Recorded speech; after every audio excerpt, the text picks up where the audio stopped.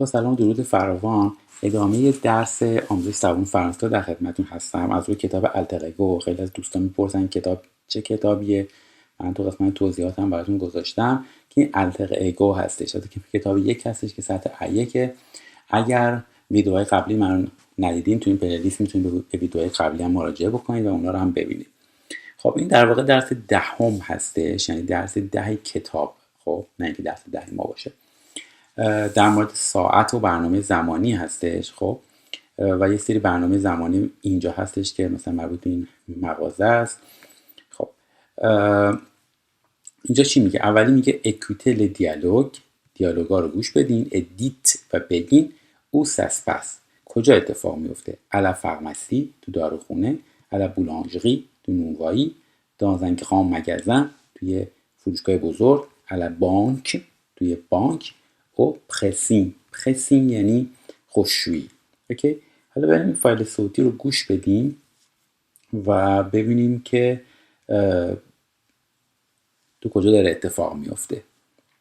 حتی قسمت دومش هم که میگه که کل لنفورماسیون دونه، چه اطلاعاتی داده شده dans les 3 دیالوگ. لپری قیمت ها داده شده، لزوقه این برنامه زمانی داده شده، لزشه خریدار داده شده. گوش بدیم ببینیم که توی این دیالوگا چه اتفاقی داره میفته. 1. Voilà votre carnet de chèques, votre carte bleue et 150 €. Merci. C'est parfait. Quels sont vos horaires d'ouverture, s'il vous plaît? Le matin, de 9h30 à 12h30 et l'après-midi, de 3h à 5h. On est ouvert du mardi au samedi. Mais le samedi, on ferme à midi. Très bien. Merci. Au revoir. Au revoir, monsieur. Bonne journée.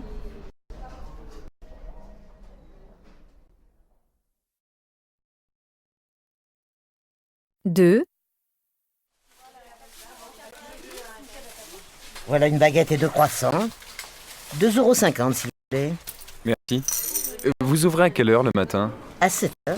Et vous fermez à quelle heure le soir? On ferme à 8 h.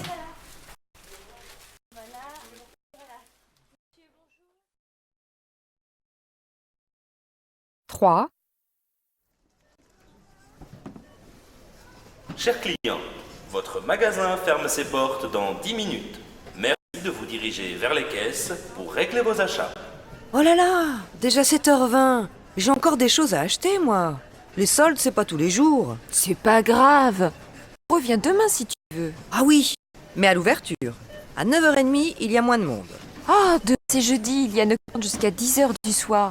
On peut finir les achats et dîner après. D'accord, bonne idée. خب حالا ببینید که این مکالمات کجا اتفاق افتاده، چی دارن میگن. والا votre carnet chèque. carnet chèque یعنی دسته چکتون. بفرمایید این دسته چکتون.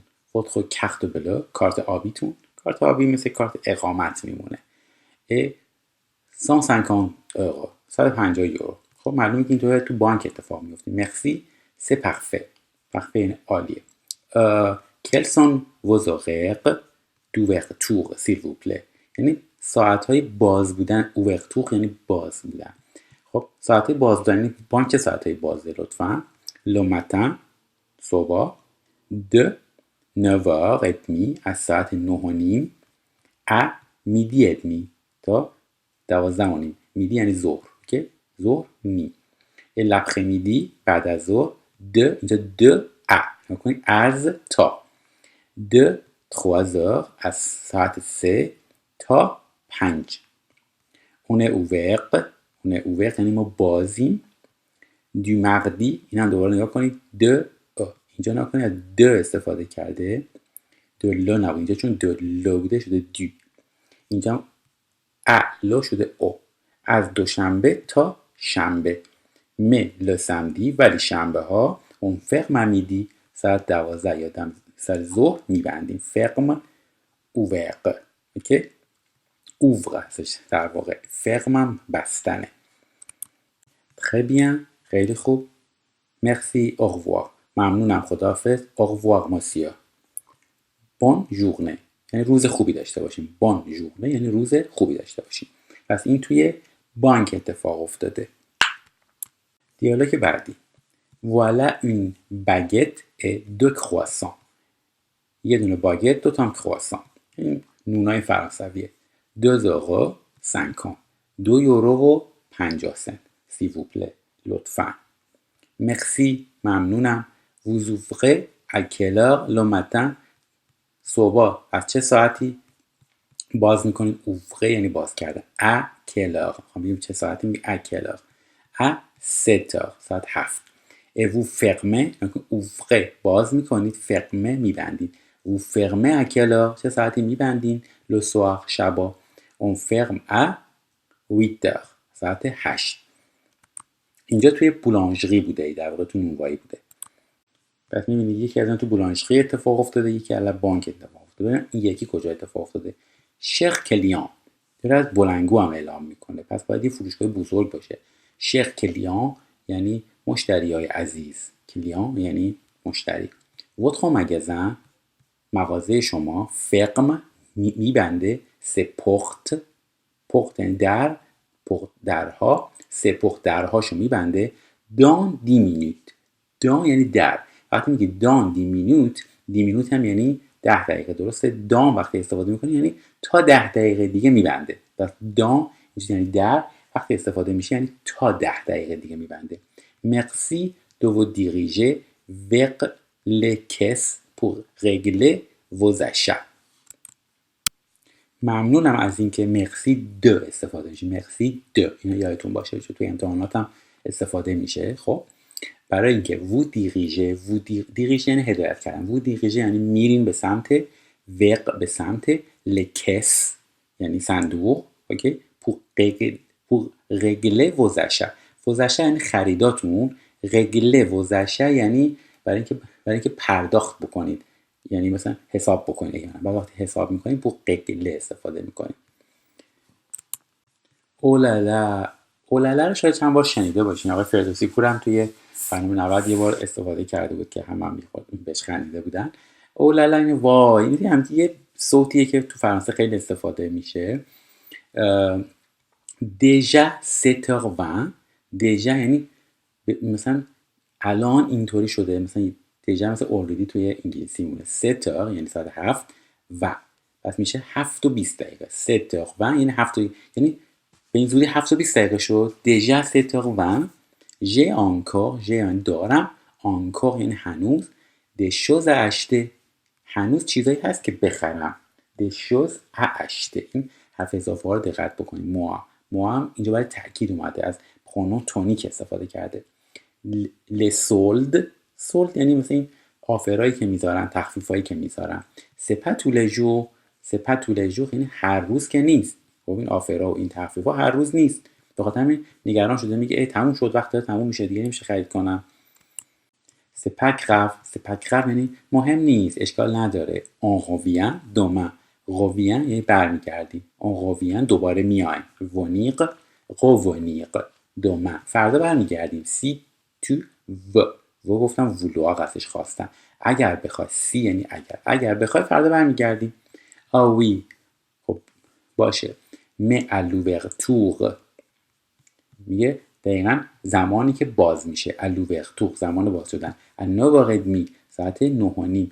il y a moins de monde اما زمان باز شدن ساعت 9:30 il y a moins de monde. moins یعنی کمتر. moins de monde یعنی افراد کمتری هستن. monde یعنی دنیا، ولی وقتی میگیم tout le monde یعنی everybody یعنی همه، وقتی میگیم moins de monde یعنی افراد کمتر. اینجا monde معنی افراده، جمعیت کمتری هستن سر صبح. demain c'est jeudi. فردا پنجشنبه است. il y a nocturne jusqu'à 10h du soir. اوکی؟ یه فروش شبانه، یه برنامه شبانه هم هست. jusqu'à یعنی تا، 10h تا 10 شب. اوکی؟ on peut finir les achats et dîner après. on peut finir آیا میتونیم les achats خریدار رو تموم بکنیم. فینیق مثل فینیش میمونه، تموم بکنیم. et dîner après بعدش هم بریم شام بخوریم. d'accord bonne idée. اوکی؟ ایده خوبیه. good idea. پس ببینید کدوم اطلاعاتو داده. مثلا قیمت ها رو که نمیداده تو اینا، ولی برنامه زمانی رو میداده و اینکه حالا چی بخریم هم دقیق نمیگفتن. حالا بعضی از اینا مشخص بود که ما فردا بیایم مثلا نون بخریم، باگت بخریم، اینا مشخص بود. بستگی به چیز داشت. اوکی، پس ببینیم دیالوگش داشت. خب قسمت دوم هم ببینیم. خب اینجا میگه یه بار دیگه گوش بدین. اکوتل دیالوگ، یعنی فعل امره که یاد گرفتیم. اکوتل نگاه کنید زد داره این آخرش، ابزرو اینا. دیالوگا رو یه بار دیگه گوش بدین. خب میتونیم هم گوش بدیم. ابزرو ل پنو رپونده، یعنی به این تابلوها نگاه کنید و جواب بدید. این تابلوهایی که بالا هست که میخوام با هم نگاه کنیم. کل پنو کورسپون، کدوم تابلو مربوطه به الا بولانژری برتران، به نونوایی برتران، الا بانک ناسیونال دو برتانیه، به بانک ملی بریتانیا، او گراند گالری، گالری به گراند گالری. بعد نگاه کنیم ببینیم که کدوم به کدوم ربط داره هر کدوم از اینا. خب این چند تا چیز هستش. این اولی horaire d'ouverture du mardi au samedi le dimanche, ferme le dimanche après-midi et le jeudi. اینا نگاه کنید، ساعت‌های باز بودنه که یک شنبه هم بسته میشه. اوکی؟ خب این مال کی بوده؟ این برای این بانک است که گفتش که سمدی و بعدش هم اون روزم بسته میشه. نگاه کنید اون فرما میدی، نگاه کنید